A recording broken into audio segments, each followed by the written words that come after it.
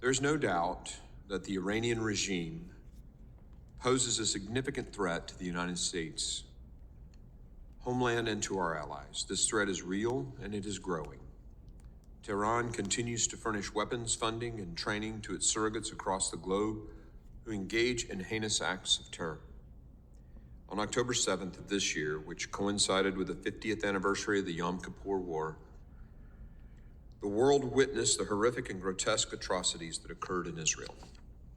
Hamas, a genocidal terrorist organization backed by the Iranian regime, launched this deadly, multi-pronged land, air, and sea attack inside Israel, with terrorists infiltrating Israel's southern border and firing thousands of rockets from Gaza. Over 1,400 Israelis were killed, with a significant number being innocent civilians, women, children, and the elderly. More than 2,800 Israelis have been wounded, including some in critical condition. At least 32 Americans were killed in Israel, and an unknown number of Americans are also being held as hostages by Hamas. The sheer brutality of these acts of terror is horrific. It's hard to watch the videos. Hamas terrorists hunted down hundreds of young people innocently celebrating at a music festival to murder and rape them. They killed a grandmother and then used her phone to post her murder on her own Facebook page.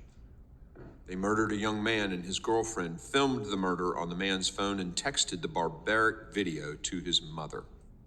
They raped and murdered women and then paraded their bodies in the streets. These monsters murdered and burned helpless babies. They massacred whole families.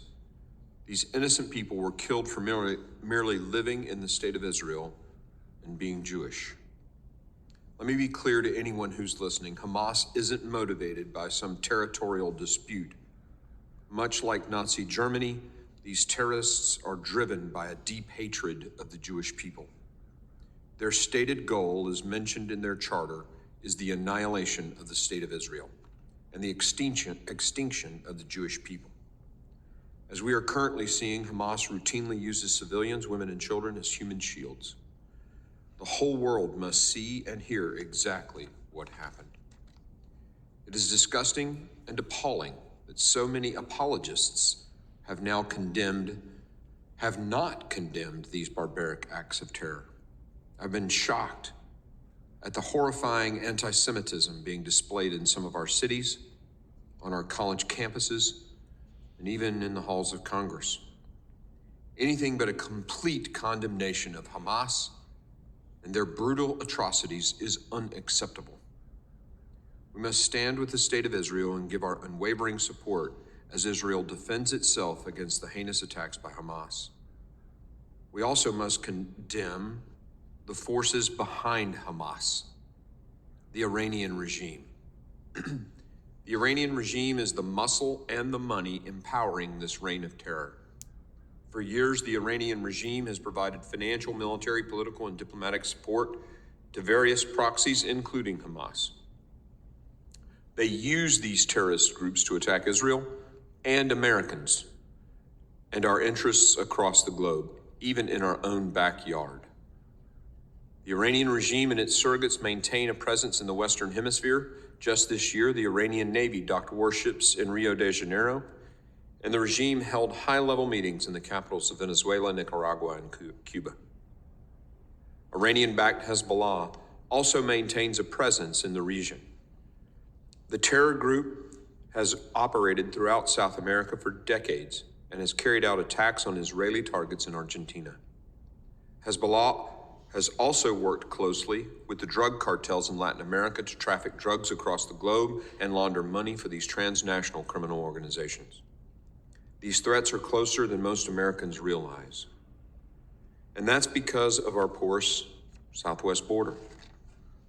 Under President Biden and Secretary Mayorkas, the volume of known gotaway crossing our border has skyrocketed.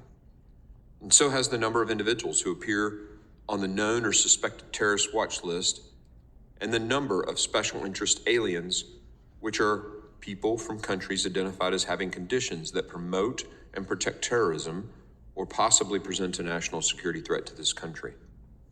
I'm extremely concerned that terrorists will exploit these glaring vulnerabilities at our southwest border to attempt attacks inside the United States. Just a few weeks ago, one human smuggling group with significant ties to ISIS moved Uzbeki nationals into the United States, and some of these individuals smuggled into our country still remain at large. This should concern every single one of us. This administration's policies and its misguided decisions have appeased tyrants and created significant national security vulnerabilities. The Biden administration's display of weakness on the world stage, from the catastrophic withdrawal from Afghanistan, weak posture towards Russia before the invasion of Ukraine, to reckless negotiations with Iran, threatens our homeland security and our national interests. History's clear. Appeasement doesn't work. While the Biden administration was busy cutting deals with the Iranian regime, Hamas was preparing for its attacks. Kowtowing to tyrants and their proxies is always a mistake. This administration is continuing to repeat the same mistakes of the past. The Trump administration was right to remove the United States from the flawed Iran nuclear deal and to reimpose sanctions. It was also right to eliminate Qasem Soleimani, who was responsible for the deaths of thousands, including hundreds of U.S. troops in Iraq. My friends, these decisive actions told the Iranian regime that real consequences come when you threaten the United States. That message has been lost under this administration, and our adversaries know it. As I indicated at the onset, the Iranian regime's threats to the homeland are real and are growing. They've sought to conduct cyber attacks on our state and local governments and private industry. The regime continues to pursue an opportunistic approach to cyber warfare, which makes the United States and our allies' critical infrastructure susceptible to that attack. They've plotted to target and assassinate individuals inside the United States, including former Trump officials. They've also sought to abduct or assassinate Iranians living in the United States who are critical of their regime, such as Masih Alinejad, an Iranian-American journalist testifying before the committee today.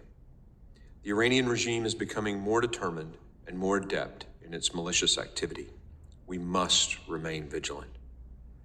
Now I'd like to deviate for a second from my script and just say to the Iranian people who are freedom-loving, we know of your suffering, and you are in our prayers.